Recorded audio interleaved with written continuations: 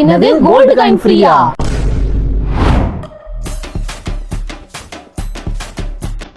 சீக்கிரம் dress choose பண்ணுங்க. நகைக்கடைக்கு வேற போகணும். டைம் ஆகலையா? ஓகேம்மா, போகலாம். மேம் இதை பாருங்க, நல்லாயிருக்கும். டைம் ஆச்சுங்க, கிளம்பலாமா? ஓகேம்மா, நீ புடவை ஃபஸ்ட்டு பாருமா, போகலாமா? அண்ணே ஒரு கவிதை சொல்ல தெரியுமா? ஓ ஏயா, நானே 1008 பிரச்சனை இருக்கிறத கவிதை தெரியுமா அது தெரியுமான்னு இருக்கேன். அதில்ண்ணே நாங்கள் கவிதை சொன்னால் கோல்டு கேன் தருவோம். என்னங்க சொல்றீங்க?